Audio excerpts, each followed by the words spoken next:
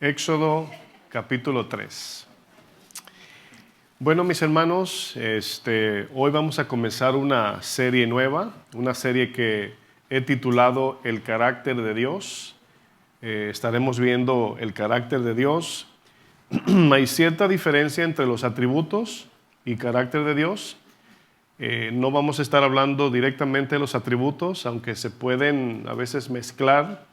Los atributos, obviamente podemos hablar de su omnisciencia, omnipresencia, omnipotencia, de que Dios es divino, es eterno, ¿verdad? Pero nos vamos a enfocar en el carácter porque vamos a ver cómo Dios es, cómo actúa, y de todo el carácter, de todos los temas, vamos a ver su carácter. Obviamente se le llaman atributos comunicables de Dios, ¿no? Por ejemplo, su misericordia, su justicia, su santidad. Son cosas que el cristiano tiene que imitar y vivir cada día. Amén. En el día de hoy voy a comenzar con la primera enseñanza, la santidad de Dios. Ese es el título de hoy, la santidad de Dios. Éxodo capítulo 3, verso 1.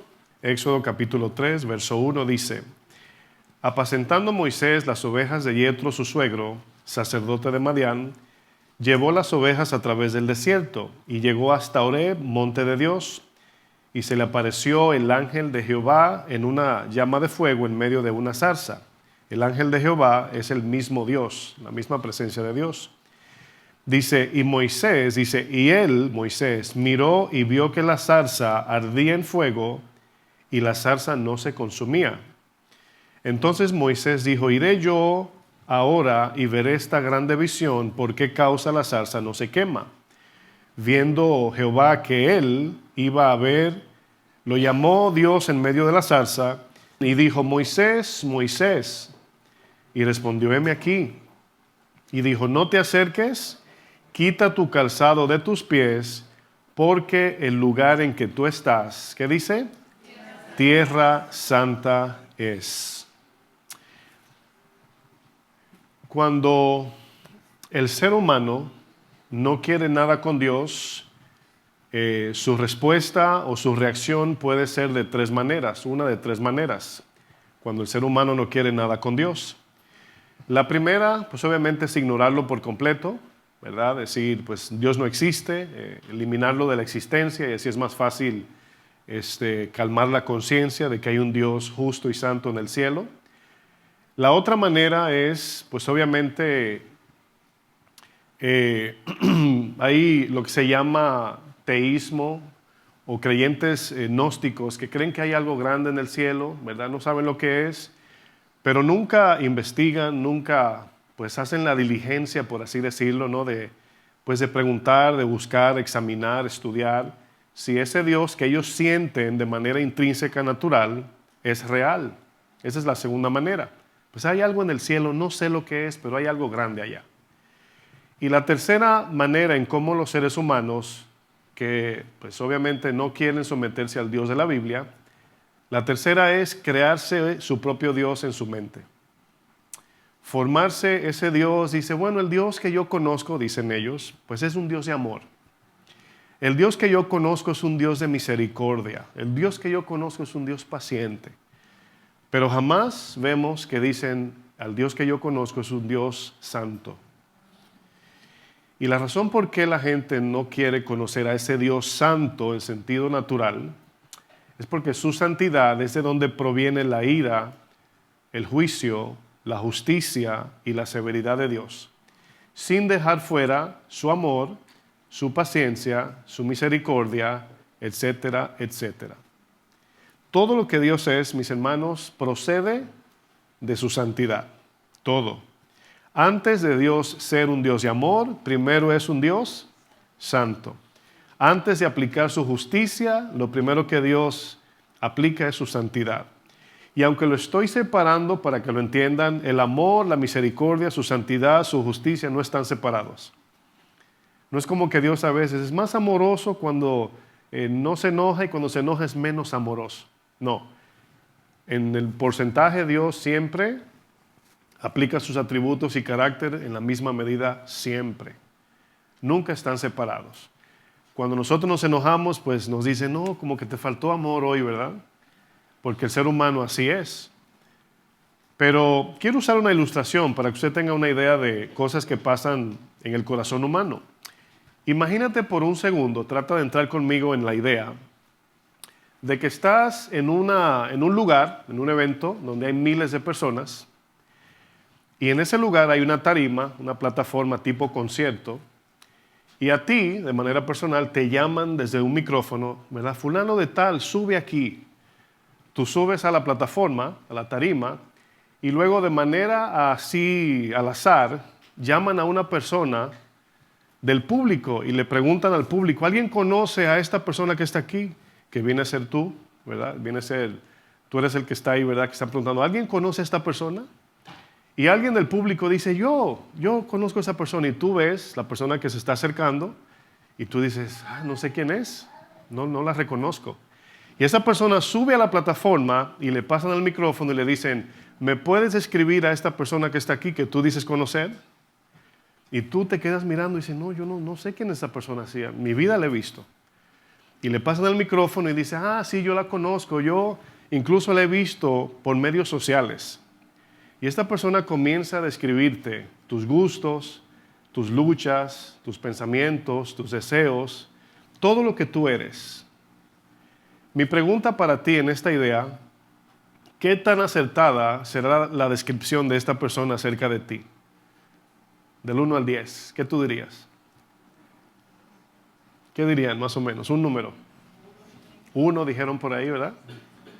Bueno, es posible que esta persona de alguna manera superficial diga cosas que a ti te gustan o que te identifican, ¿no? El color, los sabores, tu forma de vestir, porque te ven en el Facebook o en Instagram, no sé. La descripción va a ser muy, no va a ser tan acertada a quien tú eres en verdad. ¿Están de acuerdo? Sabemos que si esta persona dice algo que se parece a ti, a lo mejor está adivinando.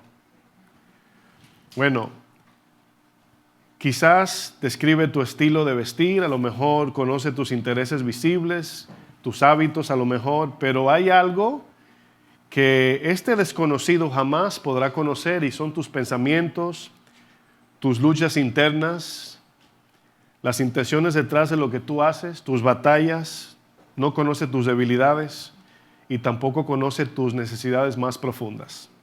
¿Verdad que no? Bueno, ¿cuántos aquí se enojan cuando alguien te juzga mal? ¿Alguien se enoja cuando dicen algo de ti que no es? Bueno, yo obviamente cuando las personas llegan a la iglesia pues siempre tienen una idea de cómo es el pastor. Quizás usted cuando no me conocía, pues a lo mejor me vieron y dijeron, no sé, pero el pastor se ve como que medio orgulloso. Y ya que me conoció, pues dijo, ay, wow, qué equivocada estaba, ¿verdad? Me di cuenta que el pastor es extremadamente orgulloso, ¿verdad?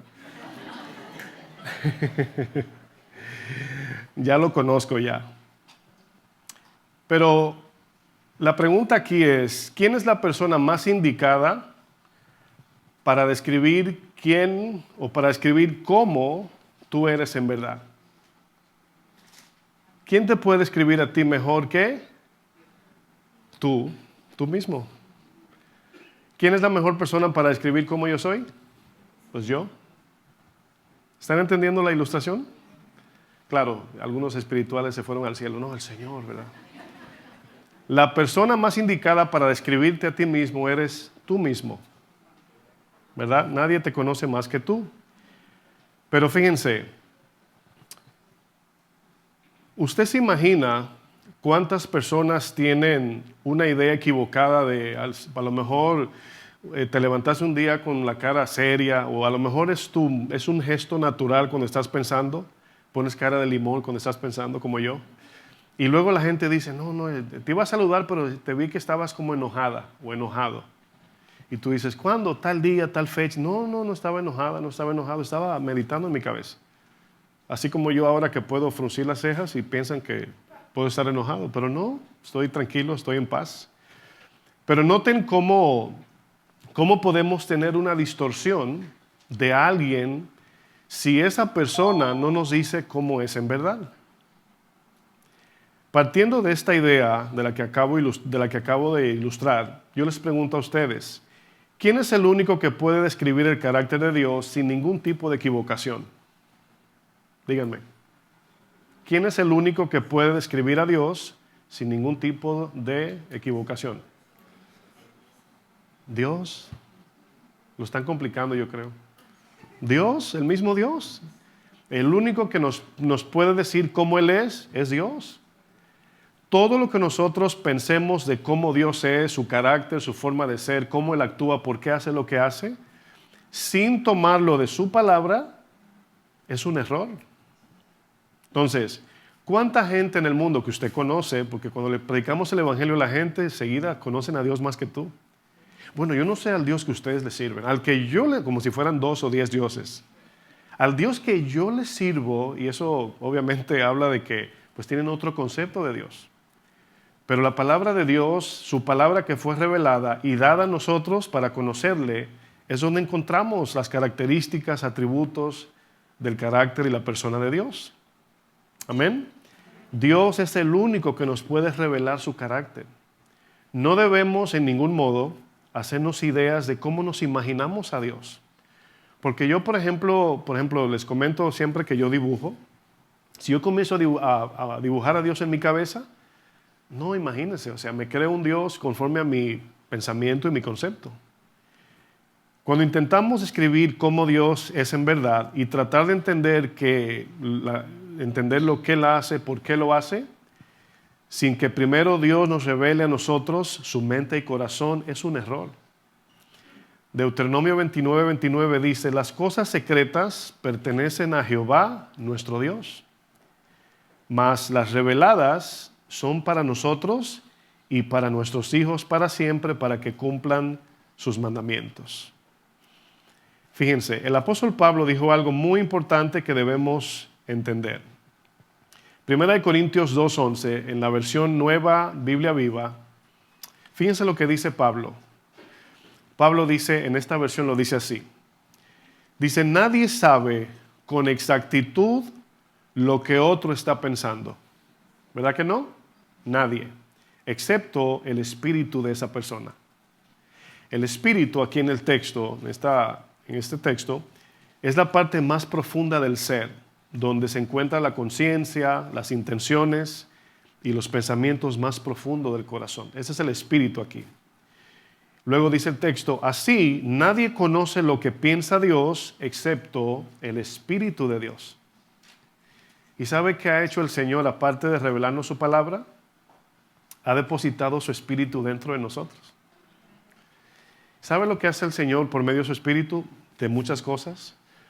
A veces nos permite sentir su corazón. Me refiero a su dolor por los perdidos, por los quebrantados, por los necesitados.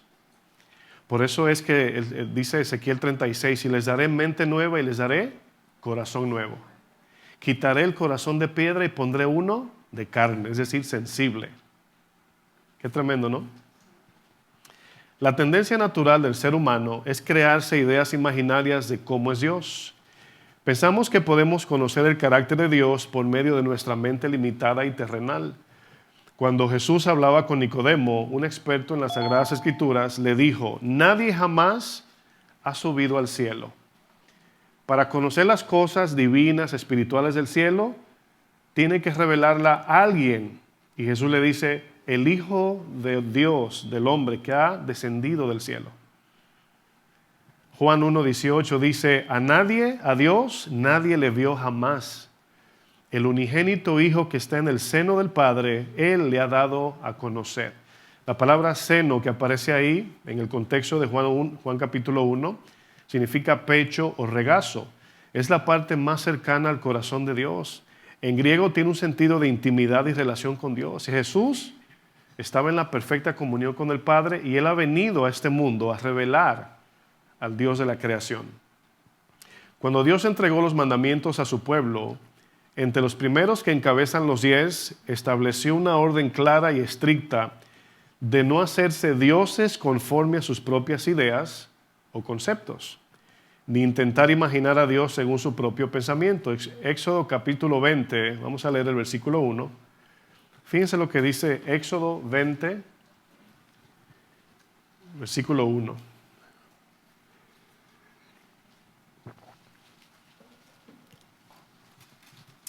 Dice, y habló Dios todas estas palabras diciendo, yo soy Jehová, tu Dios, que te saqué de la tierra de Egipto, de casa de servidumbre. Y luego le dice, no tendrás dioses ajenos delante de mí.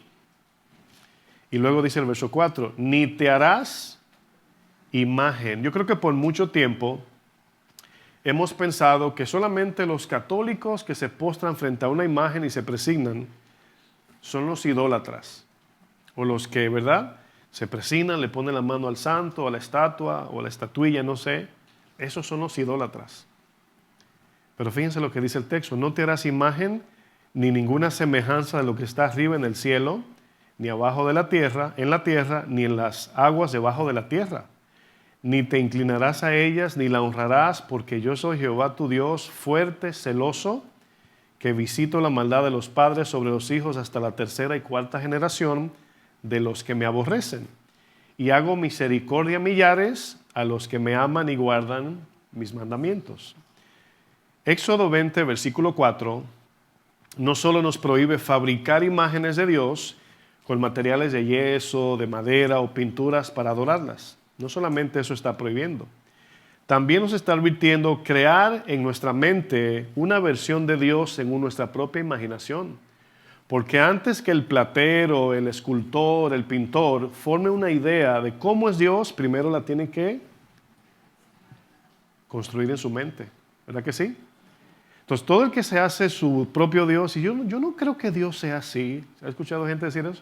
Yo no creo que Dios castiga. Yo no creo que Dios, no sé por qué los cristianos piensan en un Dios así. El Dios que yo conozco así no es. Bueno, el Dios que esa persona conoce no es así, pero no el Dios de la Biblia. Cuando alguien define a Dios de acuerdo a sus emociones, deseos o conveniencia personal, está formando un ídolo en su corazón.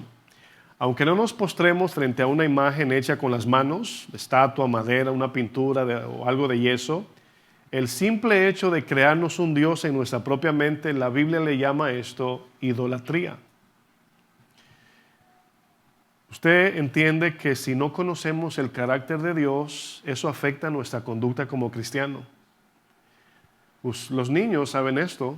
El niño, por ejemplo, de 3 años, suponiendo que el papá sea estricto y la mamá sea, ¿cómo dicen por ahí? Alcahuete. Mi país se dice apoyadora. El niño sabe cómo comportarse delante de cada uno, ¿sí o no? Si el papá es estricto y el no es no, el niño se porta diferente. La mamá, cuando cuente 1576, entonces ya luego ella reacciona. Y el niño hace lo que quiere. O sea, fíjese, un niño. El conocimiento del carácter de nuestra autoridad define nuestra conducta. Entonces, si rebajamos a Dios a nuestra conducta humana, así nos vamos a comportar. Pero si vemos a Dios como un Dios santo, tendremos temor y reverencia de Él, ¿sí o no? En esencia, mis hermanos, el problema es reemplazar al Dios verdadero revelado en su palabra por uno fabricado por medio de la imaginación y la creatividad humana. Por eso, un ídolo no siempre se hace con las manos. Como dije antes, hay que construirlo en la mente, imaginarlo, y eso es idolatría. Miren, solamente Dios nos puede revelar por medio de su palabra sus cualidades y sus atributos que conforman su carácter de un Dios divino y eterno. O sea, lo que conocemos de Dios es porque Él lo reveló. Por medio de su palabra, por medio de su espíritu, etc. O sea, nadie puede intentar o tratar de, por más que investigue. Hay una palabra en la Biblia que dice, su sabiduría es insondable. Significa que no se puede rastrear ni encontrar. O sea, nadie puede decir así de su propia iniciativa, ¿sabes qué? Tengo una buena idea, voy a buscar a Dios. No puede, a menos que Dios primero se haya revelado. Está tremendo eso, ¿no?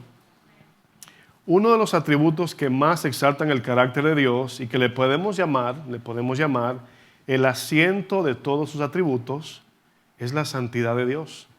Dios es santo. Todo lo que Dios hace, mis hermanos, desde la creación, su amor, su juicio, su misericordia, su ira, su paciencia, sus promesas y su relación con el hombre, todas absolutamente proceden de su santidad. Y es importante que como creyentes entendamos el sentido de lo que significa ser santo. Porque el Señor en su palabra dice, sed santo, Hebreos 12, verso 15, como yo soy santo, sin la cual, luego dice también, nadie me verá sin santidad. Fíjense, desde la perspectiva de la cruz, Jesús, mis hermanos, al cargar sobre él la culpa del mundo, nuestra culpa por el pecado, la corrupción y el peso de nuestros pecados, Jesús experimenta el desamparo del Padre. ¿Se acuerdan cuando él dijo, Elí, Elí, lama sabactani? Dios mío, ¿por qué me has desamparado? Es la palabra. Pero ese momento, mis hermanos, nos enseña o implica una ruptura entre, o sea, mejor dicho, para que no se confundan, cuando Jesús dice, ¿por qué me has desamparado?, no hubo una separación en la Trinidad. El Padre no abandonó al Hijo. El desamparo es una expresión porque el Señor dejó caer toda su ira sobre el Hijo. Y en ese momento Jesús dejó de experimentar su gracia, su bondad en cuanto al pecado. Fíjense, Jesús experimentó el peso de la ley. Cumplió la ley a la perfección, se echó encima la culpa de nuestros pecados, la ira de Dios cayó sobre él y el sufrimiento que tú y yo merecíamos lo recibió Jesús. En ese momento Jesús percibió, pudo sentir lo que significa estar 100% separado de Dios. No se separó, pero lo sintió por la ira. La ira de Dios cayó sobre Jesús. ¿Por qué cayó la ira de Dios sobre su Hijo? Dos razones. Número uno, porque Dios es santo. Y número dos, porque Jesús cargaba en ese momento con todos nuestros pecados. Mis amados hermanos, a mí yo les he comentado en enseñanzas anteriores que nunca podríamos entender el precio de nuestros pecados. Pero la cruz nos puede dar una idea de ver cómo Dios, al ver su Hijo inocente que decide cargar con nuestra culpa, no detuvo su ira. Aquel día, el día del juicio, el día del gran trono blanco, mis hermanos, que estemos, no vamos a pasar por ahí los creyentes, pero ese día va a ser algo inexplicable, inexplicable. Nosotros el trono blanco lo vamos a ver por allá, no vamos a pasar por ahí. ¿Nunca usted ha ido a un lugar? Yo recuerdo que anteriormente yo tenía un amigo, tenía un lugar de eventos y yo lo conocía al dueño. Le hizo un trabajo, le pintó un mural y una cosa. Y yo llegaba al evento y había una fila de gente, una fila larguísima de gente. Y yo llegaba en el taxi y entraba derecho sin hacer fila. Y miraba a la gente y la gente se enojaba así como quien dice, ¿verdad? Métete a la fila. Pero yo conocía al dueño. Y el asistente o el socio me veía, me decía, oh, Fleming. Me decía, sí, entra, sin yo hacer fila. Más o menos una idea así. En aquel día va a haber dos grupos. Va a haber una entrada que vamos a seguir derecho, sin chequeo. No va a haber el pip, pip, pip, pip, ¿verdad? No va a haber nada de eso. Pero del otro lado va a haber un juicio, dice Apocalipsis 20, donde va a haber un juicio sobre el mundo que rechazó a Dios. En ese momento, Dios no tendrá cara de amor, de paz, de paciencia ni misericordia ya. Aunque Él es misericordioso, en ese momento no se le va a ver cara de misericordia. Pero la santidad de Dios, mis amados hermanos, es lo que nos da el concepto claro de cómo vivir hoy, de cómo buscarle hoy, de cómo identificarlo, como dice su palabra, Él es santo. Para que en aquel día, pues obviamente no seamos avergonzados. Jesús en la cruz experimentó la completa ira del Padre por su santidad, por la santidad del Padre, porque Jesús cargó con nuestra culpa. Por eso dice que el castigo de nuestra paz fue sobre Él. Y por sus llagas nosotros fuimos salvos, fuimos sanados del alma en este caso. Jesús muere por nuestra culpa, pero resucita porque era justo e inocente. Segunda de Corintios 5:21 dice, al que no conoció pecado, por nosotros lo hizo pecado, para que nosotros fuésemos hechos justicia de Dios en él. ¿Qué entendemos cuando la Biblia dice que Dios es santo? En el hebreo la palabra santo, kadosh, kadosh, significa, diga conmigo, separado. Pero vamos a ver esta palabra, santo, en tres aspectos: naturaleza, acción y relación. Diga conmigo, naturaleza, acción y relación. En naturaleza, la palabra nos dice que Dios es santo. Su esencia moral y su naturaleza se componen de su santidad. Esa es la naturaleza de Dios. Él es santo. Dios no actúa en santidad solamente. Él es santo. La santidad procede de Él. Punto 2, acción. Todo lo que Dios hace es santo. Sus pensamientos, sentimientos, sus obras son santas. Es imposible para Dios hacer algo que vaya en contra de su santidad porque Él obviamente es santo. En relación, punto 3, todos los que quieren relacionarse con Dios deben ser hechos santos. Por eso la Biblia nos llama a nosotros, los que hemos creído, los santos de Dios. En la Iglesia Católica le llama santo a las estatuillas, la Biblia nos llama a los creyentes santos. Somos santos porque por Cristo fuimos santificados, fuimos separados, pero también nos encontramos en el proceso de santificación, ¿verdad? Todos los que quieren tener una relación con Dios deben santificarse. Por eso nuestra relación íntima con Dios no depende tanto de lo que hacemos, de buenas obras, sino de nuestra consagración y santificación para estar en la presencia de Dios. El arrepentimiento, mis hermanos, precisamente es el proceso espiritual donde confesamos nuestros pecados e inmediatamente somos perdonados y limpiados por Dios. Somos limpiados por la sangre que Jesús derramó en la cruz para volver a restablecer nuestra relación que el pecado interrumpió. Pero en el momento que pecamos, aún siendo cristianos, hay una separación emocional, espiritual con Dios. Hay una separación en cuanto a la intimidad con Dios. Hay algo que frena el propósito en nosotros hasta que no vengamos al arrepentimiento.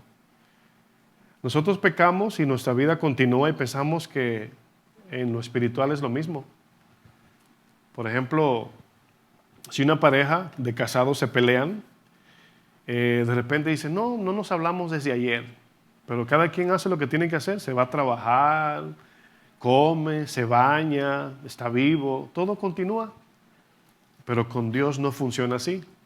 Cuando pecamos contra Dios hay una separación espiritual ahí. No perdemos la salvación, claro, pero hay algo que sentimos inmediatamente, si somos sensibles, claro, donde hay un sentido de culpa y un sentido de alejamiento de Dios. Pero acuérdense, cuando pecamos no es Dios quien se aleja, somos nosotros. Cuando Adán pecó, no fue Dios que se escondió, fue Adán. Entonces, en el pecado, siempre que hay pecado secreto, hay un corte en la relación íntima con Dios. Y como les digo, podemos seguir viviendo, haciendo cosas y no se siente nada a veces. Pero hasta que no venimos al arrepentimiento de ese pecado, hay un obstáculo espiritual ahí que nos estanca. Amén. La primera definición de la palabra santo es, como dije, separado. Separado nos describe que Dios, en esencia divina, es completamente diferente a su creación. Dios está por encima de su creación. Nos habla de que Dios es perfecto y es único en naturaleza. Dios, mis hermanos, es el único en su especie y nada ni nadie en lo absoluto se compara con Dios. Pero noten lo que dije, Dios es diferente a su creación. Eso nos dice que lo que nosotros conocemos de Dios, lo que podemos conocer de Él, Dios primero tiene que revelarlo a nosotros. Si no, El conocimiento es falso, vacío, erróneo. Cuando alguien quiere, pues, actuar como que conoce a Dios sin una relación con Dios, sin conocer su palabra, pues obviamente todo lo que diga de Dios va a estar condicionado a esa persona. Y como dije al principio, por lo regular, las personas hablan de un Dios que se acomoda a sus gustos personales. ¿Por qué la gente dice que Dios es amor? Pues no solamente dicen que Él es amor, sino qué tipo de amor. La gente dice, Dios es amor. Sí, pero ¿a qué amor te refieres? Al amor que todo lo perdona y que no confronta el pecado y que no se mete en mi vida y que me deja tranquilo. Oh, sí, ese es el amor del mundo. ¿Me amas? No te metas en mi vida. Ese es el amor del mundo. Y algunos piensan que ese es el amor de Dios. Así algunos lo describen.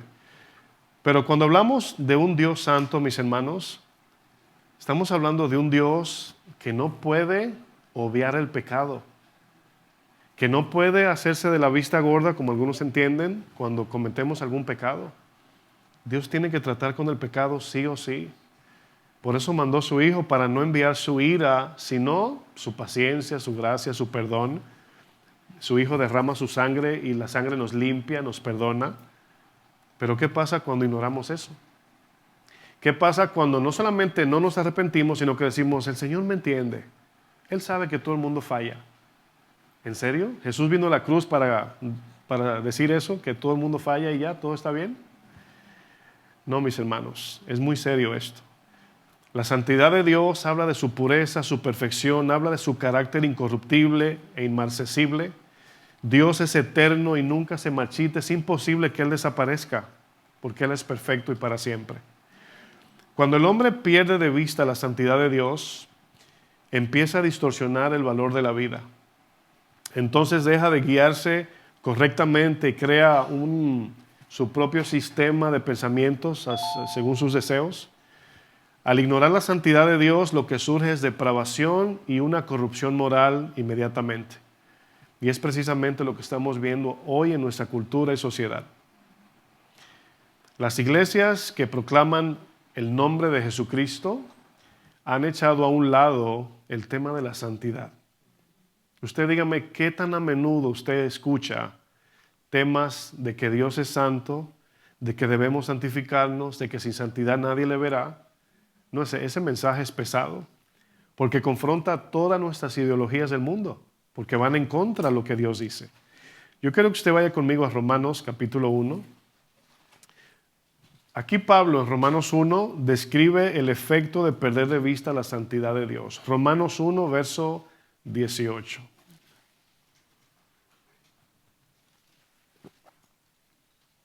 Fíjense lo que dice este texto. Este texto de Romanos 1 habla de la condición del hombre que abandona a Dios.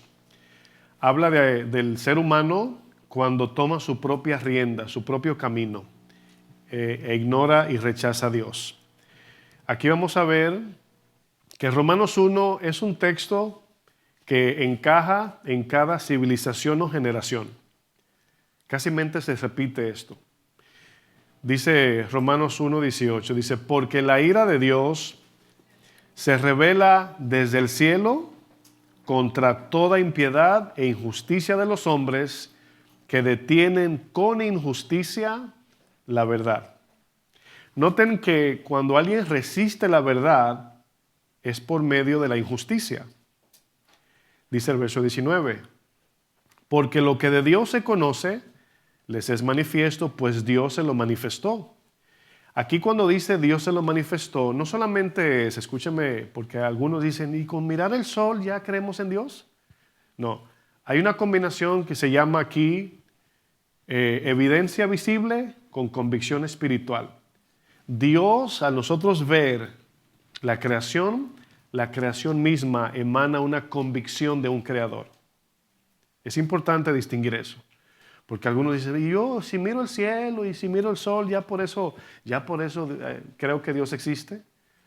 Por eso dice el texto que no es la creación que lo manifiesta, dice Dios se lo manifestó. Dios lo pone en el corazón esa convicción. Es importante el detalle de las palabras. Lo voy a leer otra vez, el 19. Porque lo que de Dios se conoce les es manifiesto, Ahí se refiere a la creación y luego dice, pues Dios se lo manifestó. Dice, porque las cosas invisibles de Él, su eterno poder y deidad, se hacen claramente visibles desde la creación del mundo, siendo entendidas por medio de las cosas hechas, de modo que no tienen excusa. Pues habiendo conocido a Dios, notan que aquí es Dios dando esta declaración de que el ser humano sabe que Él existe. El ateísmo no existe, Dios sí. El ateísmo es una excusa, un medio para eliminar a Dios de la ecuación. Pues habiendo conocido a Dios, dice, no le glorificaron como a Dios. No le glorificaron como a Dios, está hablando que no lo exaltaron según su carácter, según sus atributos, según como Él es. Dice, ni le dieron gracias, no fueron agradecidos, sino que se envanecieron en sus razonamientos y su necio corazón se oscureció. Y luego dice el 22, profesando ser sabios, se hicieron necios. Y cambiaron, fíjense la palabra, cambiaron la gloria del Dios incorruptible. Comenzaron a crearse ideas, imaginaciones, creando dioses en semejanza de imagen de hombre corruptible. O sea, hacían imágenes de un hombre. Se imaginaban a Dios así como un hombre, o como aves, o como cuadrúpedos, que son animales de cuatro patas, o reptiles. Y aquí encierra todas las, vamos a decir, Babilonia, Persia, Roma, Grecia, Egipto. Ustedes ven las imágenes que ellos usan para poder proyectar cómo es Dios. Ponen nombres en estatuas, ponen animales, solamente con Egipto tenemos, que son nombres fusionados con animales. Cuerpos de hombres, cabeza de perro, de águilas, etc. Entonces, Romanos nos está hablando de que el hombre cuando deja a Dios pierde el sentido de la vida. Cuando el hombre deja de percibir la vida por medio de la santidad de Dios, comienza a vivir de manera depravada. En los próximos versos de Romanos capítulo 1, no lo vamos a leer, pero vemos la frase repetida, por eso, es decir, como abandonaron a Dios, Dios los entregó a una mente reprobada. Miren, ese texto que lo hemos leído cuántas veces, Romanos 1, ¿no? Dios los entrega a una mente reprobada. En algún momento traeré una enseñanza hablando de la misma gracia común, de lo que Dios, de la bondad de Dios para el mundo, aunque no crean, de todo lo que Dios le da al mundo incrédulo. Y parte de esa gracia común es la sanidad de nuestra mente y la moralidad en la conciencia. Fíjense, ¿se acuerdan cuando segunda de Tesalonicenses 2 dice, y cuando éste sea removido, entonces se va a manifestar el hijo de perdición? ¿Se acuerdan de ese texto? Bueno, ahí los teólogos debaten que si la iglesia será removida, que si el Espíritu Santo, etc. Pero el texto habla de que el Señor va a quitar la gracia común del bien social de todo el mundo. Es decir, usted sabe que en una reunión de ateos puede haber paz entre ellos, pues están tranquilos, comiendo, pasándola bien, ¿sí o no? Son todos ateos. Dios, en su gracia común, permite que el mundo esté tranquilo, aunque la gente esté mal con Él. Eso es una gracia común. Entonces, cuando aquí dice que el Señor los entregó a una mente reprobada, significa que el Señor removió de ellos la capacidad de analizar las cosas según la moral correcta de Dios. Y por eso decimos, ¿cómo es posible que la sociedad esté como esté? Pues Romanos 1. Yo pienso que nosotros minimizamos nuestra dependencia de Dios, todo lo que Él nos da, que es una lista muy larga. Pero el texto luego continúa más adelante, los versos 24 al 32, se repite 3 veces la frase, y como ellos no tomaron en cuenta a Dios, Él los entregó a una mente reprobada. Y en los versos del 24 al 25 vemos la idolatría, los versos del 26 al 27, depravación sexual, y los textos del 28 al 32, corrupción de la mente y la conducta del ser humano que hoy vemos.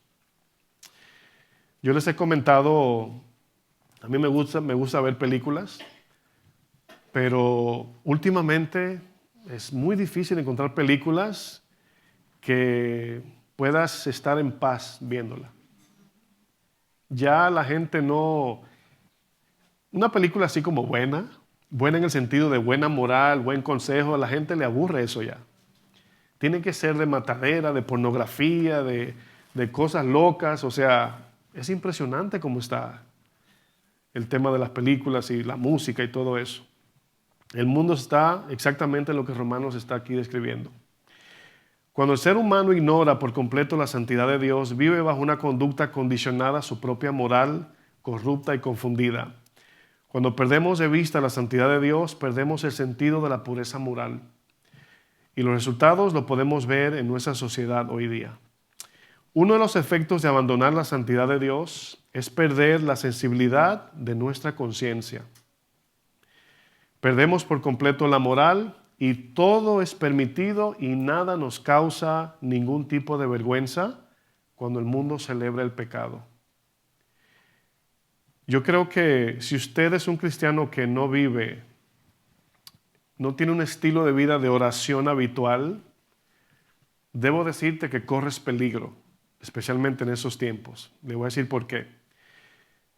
La oración no solamente es para pedirle a Dios, dame Señor, dame esto, dame aquello.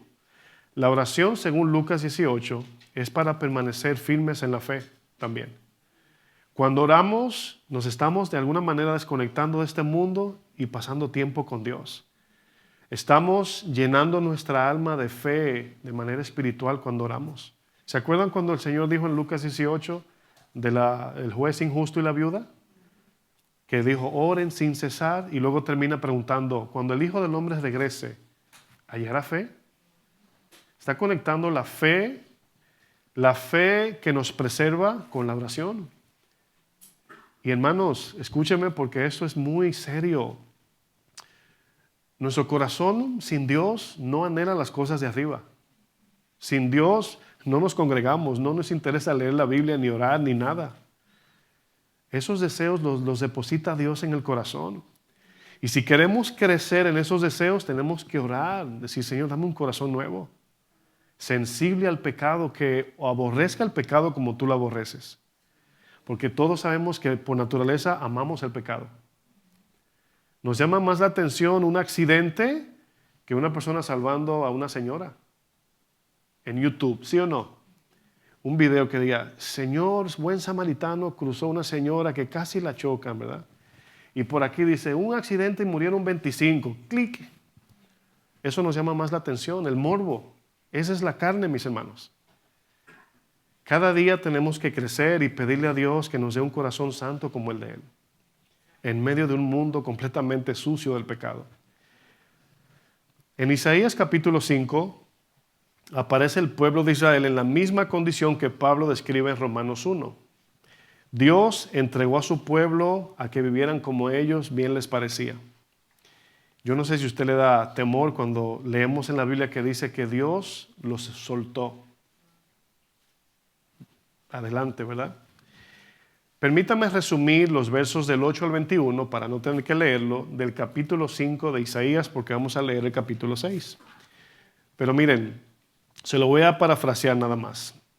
Isaías 5 del 8 al 21 muestra que el verdadero problema de una sociedad es perder de vista la santidad de Dios. Cuando Dios deja de ser reconocido como santo, el hombre pierde toda referencia de lo que es correcto en la vida. Por eso surge la codicia de acumular sin ningún tipo de control, el desenfreno del mundo que vive sin tomar en cuenta a Dios, la ligereza frente al pecado, la confusión moral que le llama a lo bueno malo y a lo malo bueno, y la autosuficiencia del que se cree sabio en su propia opinión. Todo esto, mis hermanos, evidencia un corazón que ha ignorado la santidad de Dios y como resultado, la vida del hombre se distorsiona por completo. Isaías 5 nos confronta a reconocer que apartarnos de la santidad de Dios trae como resultado la esclavitud del alma. Hoy podemos percibir la corrupción y ceguera espiritual que el mundo tiene. Desafortunadamente también en muchas iglesias. Después que Isaías confronta el pecado del pueblo, Dios les recuerda a Isaías que él también necesita conocer, vivir y proclamar la santidad de Dios. Quiero que vayamos ahora sí a Isaías capítulo 6. Fíjense aquí lo que Isaías ve en el carácter de Dios. Este tema trae mucho silencio. Se puede escuchar a los mosquitos chismoseando. Dice Isaías 6, verso 1. Dice, en el año que murió el rey Usías, vi yo al Señor sentado sobre un trono alto y sublime. Sus faldas llenaban el templo. Por encima de él habían serafines, cada uno tenía 6 alas. Acuérdense que los serafines eran seres santos también. Que no había pecado en ellos. Dice, con 2 cubrían sus rostros, aun siendo seres angelicales y santos, se tapaban la cara para no ver al Señor. Dice, con 2 cubrían sus pies y con 2 volaban. Y el uno al otro daba voces diciendo, Santo, Santo, Santo, Jehová de los ejércitos, toda la tierra está llena de su gloria. Y los quiciales de las puertas se estremecieron con la voz del que clamaba, y la casa se llenó de humo. Entonces dije al ver esto, Isaías, ay de mí. Recuerden que en contexto del capítulo 5, Isaías está enfocado en confrontar el pecado del pueblo. Pero aquí vemos que cuando Isaías se encuentra frente a frente con la santidad de Dios, siendo Isaías un hombre de Dios, apartado del mal, apartado del pecado, santificado para Dios, que Dios lo usaba, uno de los mayores profetas. Y él mismo, al ver la santidad de Dios, dice, ay de mí que soy muerto. Aquí muerto no significa que se murió, sino soy mortal, soy corrupto, estoy contaminado por el pecado. Porque siendo hombre inmundo de labios y habitando en medio de pueblo que tiene labios inmundos, han visto mis ojos al Rey, Jehová de los ejércitos. Y fíjense, hasta este punto, el varón de Dios todavía no puede hablar con Dios. ¿Por qué no? Todavía el profeta no puede intimar con Dios porque necesita el evangelio. Necesita ser perdonado de sus pecados. Y por eso el verso 5 dice, entonces dije, el 6, ¿verdad? 6. Y voló hacia mí uno de los serafines, teniendo en su mano un carbón encendido, tomado del altar con unas tenazas. Acuérdense que la imagen aquí es el tabernáculo, ¿eh? Cuando Isaías dice, vi al Señor en su trono, el trono era el lugar santísimo. Esa es la idea. Y Él está en el atrio. Él está a la puerta del tabernáculo, ni ha entrado. Pero en la visión, Él dice que el humo llenó el tabernáculo, el templo, es lo mismo. Pero el trono, que es el diseño exacto del cielo, que se le dio a Moisés, es lo que Isaías está viendo. Y el Señor está hasta el lugar santísimo sentado.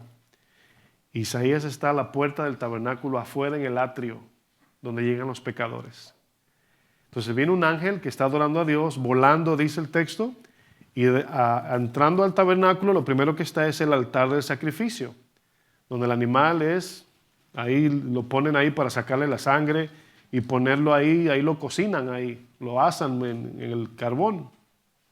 De ese carbón, de ese altar del sacrificio, toma un serafín y dice él, y tocando él, dice, tomando del altar con unas tenazas y tocando con él sobre mi boca, dijo, he aquí esto tocó tus labios.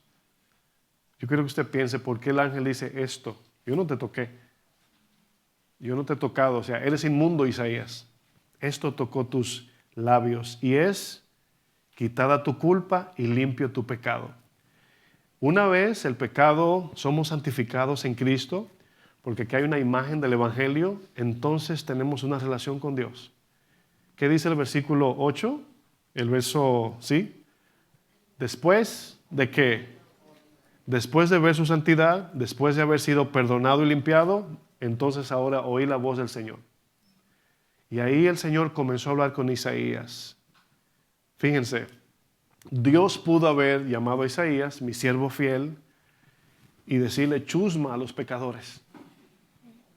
Pero no. Al mismo varón de Dios lo santificó, lo perdonó, le presentó el evangelio. Oí la voz del Señor que decía, ¿a quién enviaré? ¿Quién irá por nosotros? Entonces respondí yo, heme aquí, envíame a mí. ¿Por qué los serafines no repetían amor, amor, amor? ¿Por qué no decían paciente, paciente, paciente? ¿Por qué no decían misericordioso, misericordioso, misericordioso? ¿Por qué repiten santo, santo, santo es Jehová de los ejércitos? ¿Por qué el énfasis en santo, en la santidad? Todos los atributos que se reflejan en Dios, mis hermanos, todos proceden de su santidad. Cuando alguien resalta alguna cualidad de Dios, especialmente si no es cristiana, nunca vemos que resalta la santidad, como les dije al principio. Por lo regular, Dios, si Dios es amor, ¿por qué tiene a la gente pasando maldad? Enfrentando maldad. O algunos dicen, no me juzgues porque Dios es un Dios misericordioso. ¿Por qué no siempre resaltan su santidad? Porque no les conviene. Siempre hablan del amor, la paciencia y la misericordia. Pero miren, aplicar amor, paciencia y misericordia sin santidad sería como aceptar todo tipo de conducta inapropiada, pero sin transformación. Donde el amor se vuelve permisivo, la paciencia se convierte en tolerancia al pecado, tolerante al pecado, y la misericordia en una excusa para no confrontar lo que está mal. Amor sin santidad es haz lo que tú quieras, I love you, que te vaya bien. Es una gracia que consuela pero no corrige, abraza al pecador pero no lo limpia de sus pecados, y que al final deja a la persona en la misma condición de esclavitud. En lugar de guiarla hacia la verdad y la pureza que Dios demanda a su santidad, lo que hace es amor, amor, amor y paz. Los que antes veían al mercado. ¿Usted iba al mercado a pedir un deseo? Los jóvenes no saben de quién estoy hablando. Walter Mercado es un brujo famoso de Univisión o Telemundo. Los que lo seguían, yo no seguía mucho, así que... Mis hermanos, en el fondo, todos por naturaleza somos idólatras. Porque precisamente la idolatría consiste en formarnos dioses imaginarios en nuestra mente para que cumplan con nuestra voluntad. Todos quisiéramos que Dios no fuera de cierta manera que no nos conviene. Cuando estamos pecando, solamente buscamos al Dios de amor, no al Dios santo. ¿Alguien aquí es intolerante a la lactosa? Levante su mano para cuando lo inviten lo tomen en cuenta. Bueno, ser intolerante a la lactosa es que no pueden comer leche, queso, yogur, helados, ¿verdad que sí? Bueno, ¿sí sabía que Dios es intolerante al pecado? Bueno, usted, el que es intolerante a la lactosa, dice, ¿tiene leche? No, thank you. El hermano Mario, siempre que salimos a comer, ¿tiene queso? No, muchas gracias. Siempre me acuerdo de él cuando hablo de intolerancia a la lactosa. Bueno, Dios es intolerante al pecado. Entonces, piensen en lo siguiente. Dios no es intolerante con la gente, pero sí al pecado. Y si Él no trata con el pecado que está en nosotros, ¿cómo puede tener una relación con nosotros si primero no nos limpia? O sea, es como si Dios fuera el sol y el pecado nos hace de madera. Y Dios te dice, un abrazo, te amo. Así como Avatar, ¿verdad? Que desaparecen a los personajes ahí. O sea, no puede Dios convivir con el pecado. Aún, fíjense, aún si Dios, que no se puede, pero lo estoy usando una idea, aún si Dios dice, mira, voy a intentar amarte y ignorar tu pecado, su naturaleza no le permite. ¿Cómo abrazamos el sol con este cuerpo corruptible? No se puede. Dios no puede convivir, coexistir con nosotros si primero no trata con el pecado. Por eso mandó a su Hijo. La razón por qué el Espíritu mora en cuerpos mortales y pecadores como el nuestro es por la fe en su Hijo. Porque no nos mira a nosotros en sentido corrupto, sino a su Hijo. Todo el que pone su fe en Cristo y Dios se acerca a nosotros es porque Cristo nos cubre. Esa es la idea, mis hermanos. Ni siquiera pudiésemos usar la idea del agua y el aceite para decir, porque el agua y el aceite por lo menos se pegan. Pero ni siquiera esa ilustración puedo usar. Porque el Señor no puede convivir con el ser humano. Por eso vemos en el Antiguo Testamento cristofanías, que es el Señor encarnado para parecerse y acercarse al hombre. Pero todo se descansaba en la promesa del Hijo. Por eso el Señor de manera automática no elimina al mundo. O sea, no me refiero al sentido voluntario, sino solamente con acercarse al pecado. Gracias a Jesús, mis hermanos. Cuando pensamos en Dios, lo primero que debemos de pensar es en su santidad. Todo lo que pertenece a Dios incluso lleva el sello de su santidad. Por ejemplo, la palabra santo es el sello que Dios le pone a lo que a Él le pertenece. Ponga atención. Sabemos que a su palabra se le llama, ¿cómo le dicen a la palabra? ¿La palabra de amor, la palabra amorosa o su santa palabra? Claro que sí, su espíritu de amor, de misericordia, su Espíritu Santo. Pregunto, no los escucho, ¿tienen hambrecita? Espíritu Santo. El pueblo que Él ha escogido se le llama nación santa. El llamamiento es santo. El Salmo dice que su morada es, su nombre es, el lugar de su presencia en el tabernáculo es llamado el lugar santísimo, exactamente. La tierra donde Dios pisa, ¿qué es? Su sacerdocio. Ese es el adjetivo que se usa para hablarse de Dios. En ningún lado dice el tabernáculo del amor. Suena como Valentino eso, ¿verdad? La primera vez que aparece en la Biblia la palabra santo es en el libro de Éxodo, en el hebreo Kadosh. Y Moisés se levanta en la madrugada a cuidar las ovejas de su suegro Yetro, y en medio de su labor, Dios se le revela en un árbol espinoso y estaba encendido en llamas y no se consumía. Quiero que noten que Dios le estaba hablando a Moisés en palabras, pero Moisés estaba viendo un mensaje. Que el fuego y la zarza, que es una planta espinosa, no consumía el fuego, el árbol. Eso hablaba de muchas cosas. Una de ellas era que el Dios santo, que no convive con el pecado, iba a convivir con nosotros. Su espíritu iba a estar en nosotros sin fulminarlos. Moisés no sabía eso. Lo más que Moisés vio fue que en el tabernáculo, cuando se hizo el arca, se hizo de madera de acacia, una madera que no es nadie la tomaría para hacer ningún mueble. Muy fea la madera de acacia para trabajar y difícil, pero la cubrió de oro puro. Y la gente que veía el oro no veía la madera. Sabemos que era de madera porque lo dice la descripción del diseño.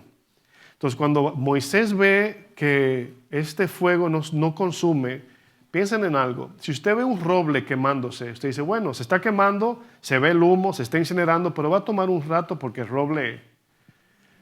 Mis hermanos, la zarza era como una rama que con un poquito de fuego ¡fuf!, se incineraba por completo. Esa ramita de acacia nos representa a nosotros. Somos mortales, espiritualmente secos, flaquitos, puyamos si nos molestan. Yo imaginándome, ¿no? Pero Moisés, quiero que volvamos a Éxodo capítulo 3.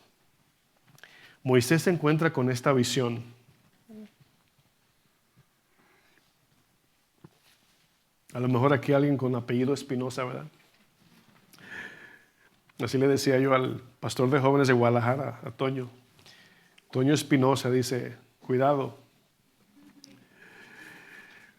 Dice Éxodo 3, verso 1, dice, apacentando Moisés las ovejas de Yetro, su suegro, sacerdote de Madián, llevó las ovejas a través del desierto y llegó hasta Horeb, monte de Dios. Estaba cerca del monte de Dios, donde estaba la zarza ardiente.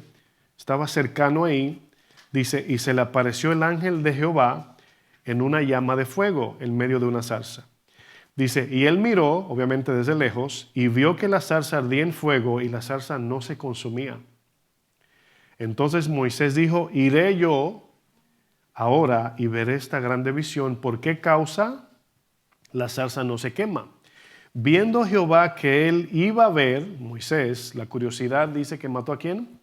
Pues aquí iba a matar la santidad a Moisés, no el gato. Porque cuando Moisés ve esta visión, eso tan impresionante, se va acercando para ver, curiosamente el Señor le dice, detente. Pero aquí el Señor le está dando un mensaje por medio de quita tu calzado, porque la tierra donde estás pisando, tierra santa es. ¿Se acuerdan cuando Jesús en Juan 13 le lava los pies a los discípulos? ¿Se acuerdan de esa escena? Y Pedro le dice al Señor, ven para lavarte los pies. Pedro dice, no, a mí no me lava los pies. Jesús le dice, si no te lavo no tienes parte conmigo. Dice, báñame completo, Señor. Dice, no, Pedro, ya ustedes están limpios por la palabra, solamente tienen que lavarse los pies. Significa que estamos en Cristo, purificados, santificados, pero como estamos todavía en este mundo, en nuestro trayecto por el mundo todavía pecamos una y otra vez, o una que otra vez. Hay una metáfora en lavarse los pies. Significa vivir en arrepentimiento y fe todos los días. ¿Para mantenernos qué? Limpios, puros y santos para Dios. Exacto. Pero noten que la idea aquí, porque en este evento tan impresionante, Dios se le aparece por primera vez a Moisés en un árbol lleno de espinas, cubierto de llamas en fuego, y a la misma vez este árbol no se consumía. Estaba hablando de que el Dios Santo iba a tener comunión con gente corruptible como tú y yo. Pero esta imagen primero tenía que ver con la divinidad y humanidad de Jesús en un solo cuerpo. Eso es lo primero. Para nosotros entender por qué Jesús, porque luego hay quienes dicen, entonces si Dios es inmortal, ¿cómo murió en una cruz? Por la encarnación. Él fue encarnado en un cuerpo humano. Se redujo, Filipenses 2 nos dice, a un hombre, a un siervo, a la condición humana, y sufrió lo que el pecado produjo en el hombre. No cometió pecado, pero lo sufrió por nosotros. Y el Señor, el Padre, no le bajó ni un punto, ni un nivel a lo que merecía el pecado sobre su Hijo, por su santidad. Imagínese eso. Pero cuando la Biblia se refiere a la santidad de Dios, siempre vemos tres referencias más o menos: blanco, luz y fuego. Siempre que usted escucha de santidad, que las vestiduras estén blancas, habla de pureza, perfección moral. La luz habla de verdad, ausencia total de tinieblas. El fuego habla de santidad que purifica y que juzga. Esa es la santidad de Dios. Entonces, cuando pensamos en la santidad de Dios, en las exigencias de su santidad, de su pureza, les he dicho que como tarea lea el libro de Levíticos. Es el libro más tedioso de la Biblia porque lo que te exige ahí, tú dices, no, nadie puede vivir así. Bueno, Levíticos se resume en Cristo. Él es nuestra pureza. Amén. Quiero terminar con Apocalipsis capítulo 4, verso 6. Apocalipsis 4, versículo 6.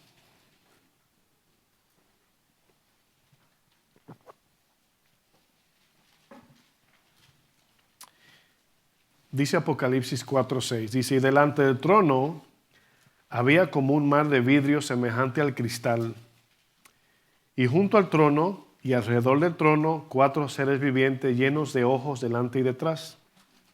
Es una visión de Juan esto. El primer ser viviente era semejante a un león, el segundo era semejante a un becerro, el tercero tenía rostro como de hombre, y el cuarto era semejante a una águila volando. Y los 4 seres vivientes tenían cada uno 6 alas, y alrededor y por dentro estaban llenos de ojos, y no cesaban día y noche de decir ¿qué? Santo, santo es el Señor, Dios Todopoderoso, el que era, el que es y el que ha de venir. Y siempre que aquellos seres vivientes dan gloria y honra y acción de gracias al que está sentado en el trono, al que vive por los siglos de los siglos, los 24 ancianos se postran delante del que está sentado en el trono y adoran al que vive por los siglos de los siglos y echan sus coronas delante del trono diciendo, Señor, digno eres de recibir la gloria, la honra y el poder, porque tú creaste todas las cosas y por tu voluntad existen y fueron creadas. Gloria al Señor. Se levanta dándole un aplauso al Señor.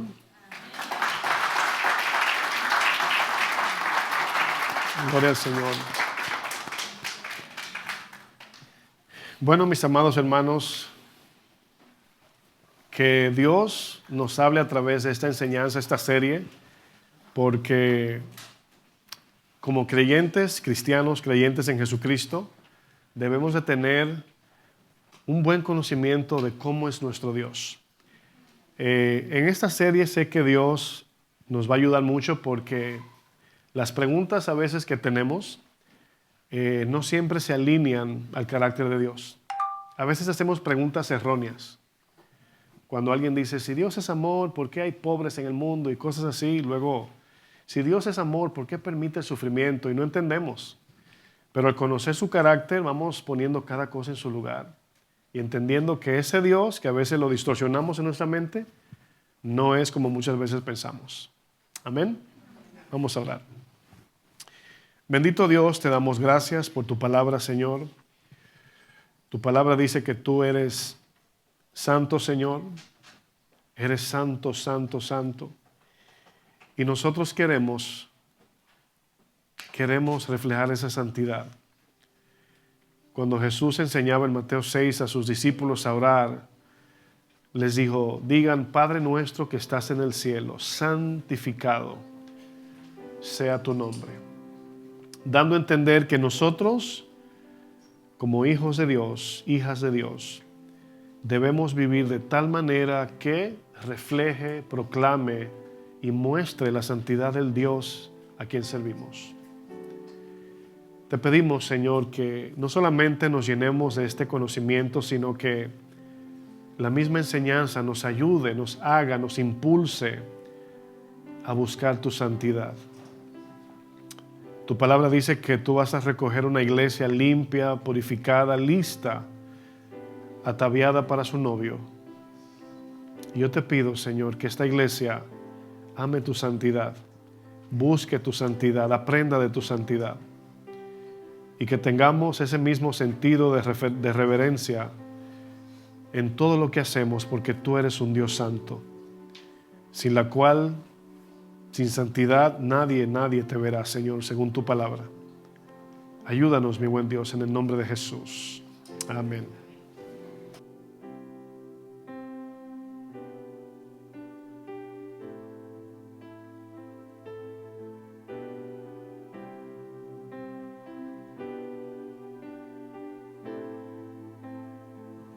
Adoremos al que es 3 veces santo. Con todo nuestro corazón, exaltémosle. Estamos delante de la majestad de tu santidad, Señor, y queremos adorarte juntos.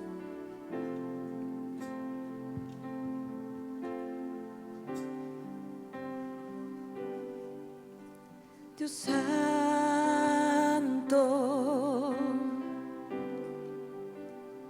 altísimo,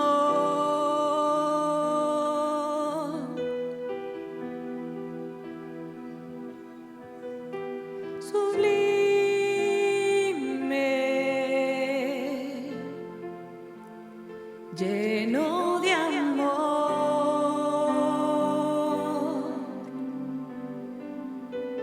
Anhelamos, Señor. Anhelo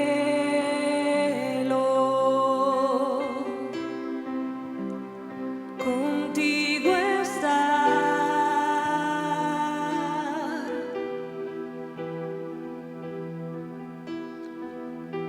Tu rostro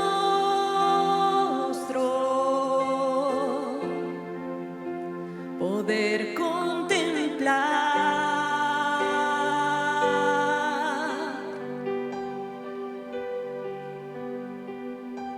eterno, tú que habitas en la altura y la santidad, y con el quebrantado de corazón, con el humilde te gusta habitar.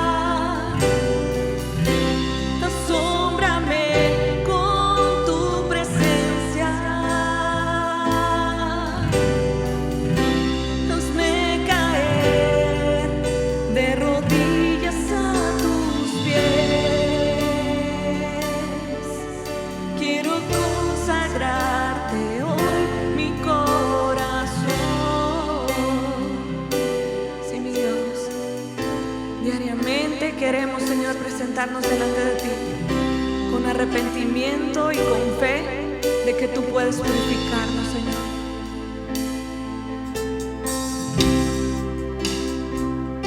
Queremos adorarte, Señor, contemplarte a ti.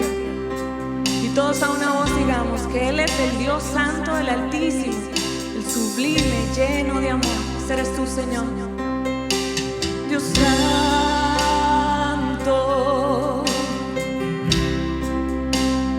Altísimo,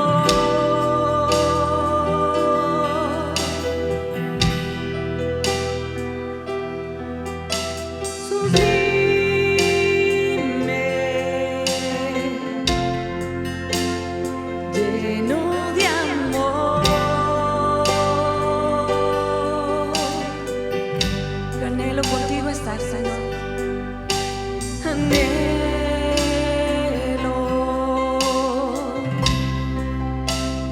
contigo estar.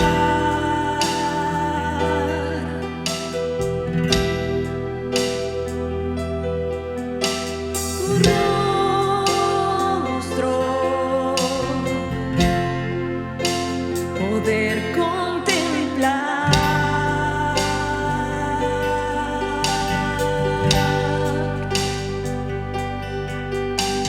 Eterno, tú que habitas en la altura y la santidad,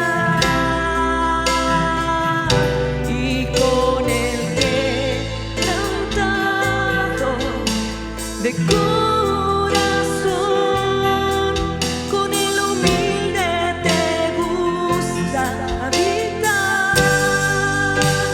Sí, mi Dios, y hoy te pedimos todos juntos, asómbrame, Señor. Asómbrame con tu grandeza. Asómbrame con tu belleza. Hazme caer de rodillas a tus pies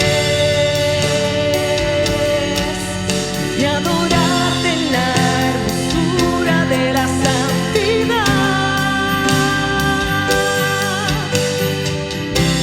Asómbrame con tu grandeza. Asómbrame con tu presencia, Señor. Hazme caer de rodillas a tus pies. Quiero consagrarte hoy mi corazón. Una vez más digamos, asómbrame. Asómbrame con tu grandeza. Asómbrame con tu belleza. Hazme caer de rodillas a tus pies y adorarte en la hermosura de la santidad. Asómbrame con tu grandeza. Asómbrame. Asómbrame con tu presencia. Hazme caer de rodillas a tus pies. Digámosle al Señor, quiero consagrarte. Quiero consagrarte hoy mi corazón. Con compromiso una vez más, quiero consagrarte. Quiero consagrarte hoy mi corazón. Una vez más. Quiero consagrarte hoy mi corazón. Sí, Señor. Apartados para ti, consagrados completamente para ti, mi Dios. Así queremos, Señor, conducirnos en esta vida cristiana, reconociendo tu carácter santo, Señor, reconociendo tu santidad. Queremos, Dios, presentarnos delante de ti también así, Señor, porque sin santidad sabemos que nadie te verá, Señor. Gracias por tu palabra, Señor. Límpianos y purifícanos con ella, Señor, en el nombre de Jesús. Amén. Demos una vez más aplausos al Señor. Quedamos despedidos. Que el Señor nos bendiga a todos, amada iglesia.